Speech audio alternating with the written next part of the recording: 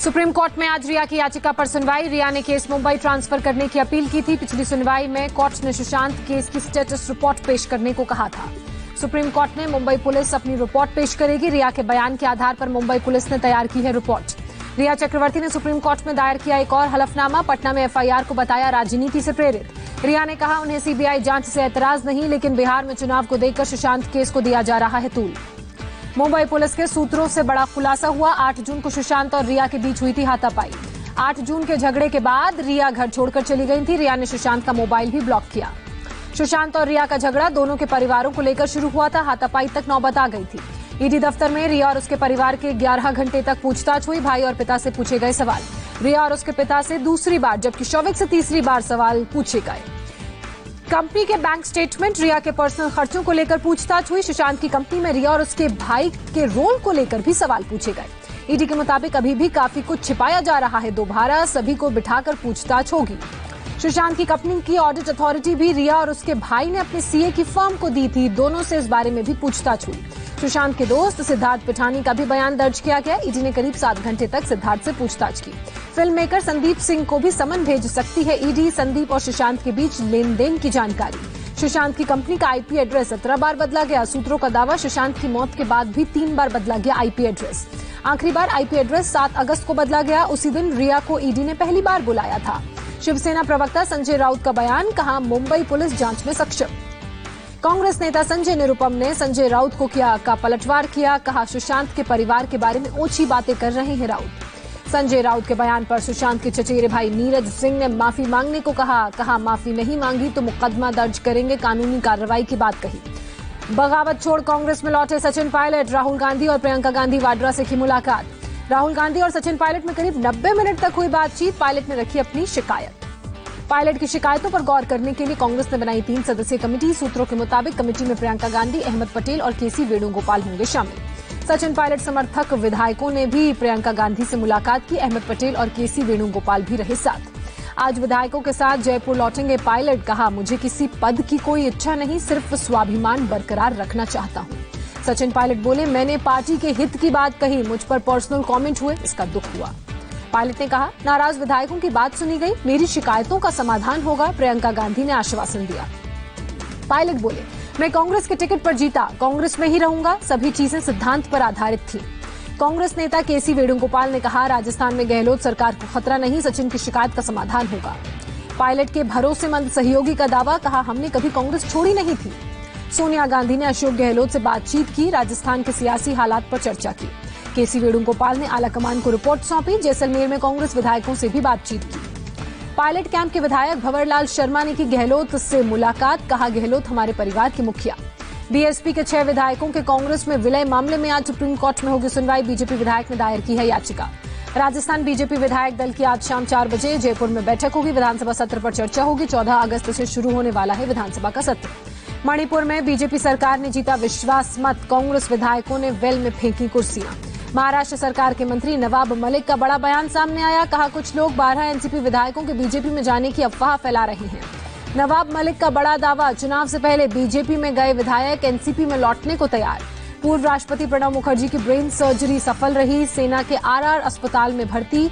Surgery से पहले corona positive भी पाए गए थे।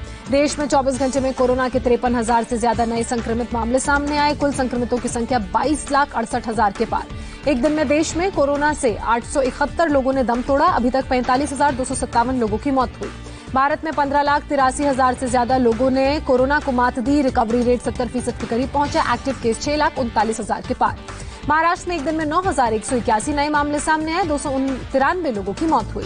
मुंबई में कोरोना की रफ्तार में मामूली सुधार। एक दिन में 925 लोग संक्रमित पाए गए। 46 लोगों की मौत हुई। कोरोना के बीच मुंबई में समाजवादी पार्टी के विधायक अबू आजमी ने मनाया बर्थडे। सोशल डिस्टेंसिंग की उड़ाई धज्जियां। अभिनेता संजय दत्त लीलावती अस्पताल से डिस्चार्ज हुए। सांस लेने में तकलीफ होने के बाद भर्ती कराया गया था। दिल्ली में एक दिन में 707 नए कोरोना के पॉजिटिव केस सामने आए। 20 लोगों की मौत हुई। मरीजों की संख्या 1,46,134 हुई। दिल्ली में एक दिन में 1,070 पॉजिटिव केस। अब तक 1,31,000 से ज्यादा लोग स्वस्थ हुए। रिकवरी रेट 90% के करीब। यूपी में एक दिन में 4,197 नए कोरोना के मामले सामने आए, 51 मरीजों की मौत हुई। यूपी में सीएम योगी आदित्यनाथ ने की कोविड-19 टीम के साथ बैठक, अधिकारियों को जरूरी दिशा निर्देश दिए। बिहार में 3,000 नए मामले सामने आने के साथ ही कोरोना मरीजों की संख्या 82,741 हुई। अब तक 450 लोगों ने जान भी गंवाई। बिहार में कोरोना का रिकवरी रेट 65% से ज्यादा हुआ। अब तक 54,139 मरीज डिस्चार्ज हुए।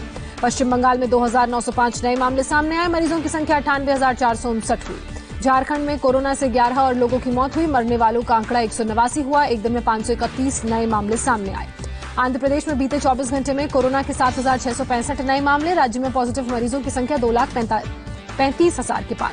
तमिलनाडु में 24 घंटे में कोरोना से 114 और लोगों की मौत हुई। अब तक 5,000 से ज्यादा लोगों की मौत, संक्रमितों की संख्या 3 लाख के पार। कर्नाटक में कोरोना की रफ्तार तेज, एक दिन में फिर 4,267 केस का इजाफा हुआ। 24 घंटे में 114 लोगों की मौत भी हुई। कर्नाटक के सीएम येदियुरप्पा ने दी कोरोना को मात, अस्पताल से हुए डिस्चार्ज। मध्य प्रदेश में कोरोना के 866 नए मामले सामने आए, एक दिन में 19 लोगों की मौत हुई। राज्य में वायरस से अब तक 39,891 लोग संक्रमित। राजस्थान में कोरोना के 1,173 नए पॉजिटिव मामले सामने आए, एक दिन में 11 लोगों की मौत हुई। पंजाब में एक दिन में आए 988 नए मामले, 20 लोगों ने जान गंवाई। जम्मू कश्मीर में एक दिन में आए 470 नए मामले, अब तक 478 लोगों की मौत हुई। गुजरात में फिर एक दिन में 1,000 से ज्यादा नए कोरोना के मामले सामने आए, 24 घंटे में 20 लोगों की मौत भी हुई। गुजरात में मास्क नहीं पहनने पर अब 1,000 रुपए का जुर्माना लगेगा, मुख्यमंत्री ने घोषणा की। इससे पहले लगता था 500 रुपए का जुर्माना। अहमदाबाद निगम की बड़ी कार्रवाई, कोरोना एसओपी के उल्लंघन पर होटल सील किया, 2 होटल सील किए गए। गुजरात के सीएम विजय रूपानी ने श्रेय अस्पताल में आग मामले की न्यायिक जांच के आदेश दिए। 8 कोरोना मरीजों की यहां मौत हुई थी। दुनिया में 2 करोड़ 2 लाख से ज्यादा लोग कोरोना से संक्रमित, अब तक 7,37,000 से ज्यादा लोगों की मौत हुई। जम्मू कश्मीर के पुंछ में पाकिस्तान ने भारी गोलीबारी की, किसी के हताहत होने की खबर नहीं, भारतीय सेना ने मुंहतोड़ जवाब दिया।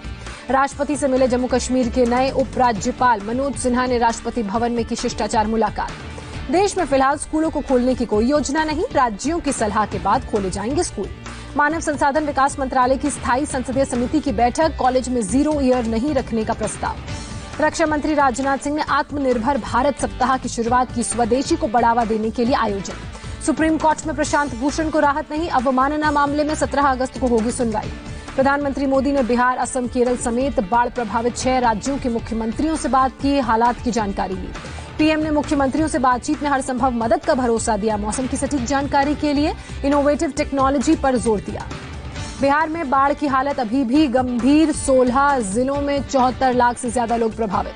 बिहार के सीएम नीतीश कुमार ने नेपाल के असहयोग का मुद्दा उठाया, केंद्र से दखल की मांग की। इडुक्की लैंडस्लाइड में मरने वालों का आंकड़ा बढ़कर 49 हुआ, मलबे में 6 और शव बरामद किए गए, अब तक 22 लोग लापता। केरल के अलपुजा में भारी बारिश की वजह से बाढ़ जैसे हालात, सड़कें बनी दरिया। कर्नाटक में बारिश, बाढ़ और लैंडस्लाइड से अब तक 14 लोगों की मौत हुई। राज्य सरकार ने केंद्र से तत्काल 4,000 करोड़ की मदद की मांग की। मुंबई के माटुंगा में एक महिला ने पेश की मिसाल, मैनहोल खोलकर पानी की निकासी का रास्ता किया साफ। बादल फटने से रुद्रप्रयाग में घरों पर मलबा और बड़े पत्थर गिरे, सड़क पर भी अवरोध। देहरादून के टपकेश्वर महादेव मंदिर में कई सालों बाद घुसा तमसा नदी का पानी, आसपास के इलाके डूबे। उत्तरकाशी में लकड़ी की पुलिया के सहारे नदी पार करते नजर आए लोग, संक्रीत तालुका की तस्वीर। रामनगर के पाटकोट में सैलाब में बाल बाल बचा बाइक सवार, लोगों ने रेस्क्यू किया। शामली में अवैध हथियार के साथ फायरिंग करते एक युवक का वीडियो वायरल हुआ, पुलिस ने आरोपी युवक को गिरफ्तार किया।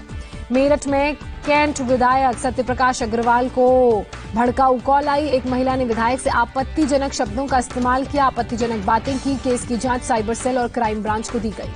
अमेरिका के बॉब्सन कॉलेज में पढ़ने वाली छात्रा की बुलंदशहर सड़क हादसे में मौत। छात्रा अपने चाचा के साथ जा रही थी रिश्तेदार के घर, रास्ते में पीड़ित की बाइक अचानक बुलेट से टकराई। परिजनों का आरोप, जब बाइक से वो औरंगाबाद जा रहे थे तब उनकी बाइक का बुलेट सवार 2 युवक पीछा कर रहे थे, अचानक बुलेट सवार के ब्रेक लगाने से हुआ हादसा। दिल्ली में खालसा कॉलेज के पास तेज रफ्तार कार ने पेट्रोलिंग गाड़ी को मारी टक्कर, एक पुलिसकर्मी की मौके पर मौत। बिहार के मुजफ्फरपुर में ट्रक से टकराकर एक पेट्रोल से भरे टैंकर से रिसाव हुआ, सड़क पर पेट्रोल लूटने के लिए गांव वाले नजर आए। मोहम्मद शमी की पत्नी हसीन जहां को धमकी, राम मंदिर भूमि पूजन की तारीफ की थी। कोलकाता के पोलका स्ट्रीट इलाके में बिल्डिंग में लगी आग, फायर ब्रिगेड की टीम ने कड़ी मशक्कत के बाद आग पर काबू पाया। अमेरिका में व्हाइट हाउस के बाहर गोली चलने से हड़कंप, राष्ट्रपति ट्रंप को प्रेस कॉन्फ्रेंस के दौरान ही सुरक्षित अंदर ले गए सीक्रेट सर्विस के लोग। राष्ट्रपति ट्रंप ने फिर की प्रेस कॉन्फ्रेंस, कहा पुलिसकर्मियों ने किसी हथियारबंद शख्स को मारी गोली, अस्पताल ले जाया गया, हालात नियंत्रण में।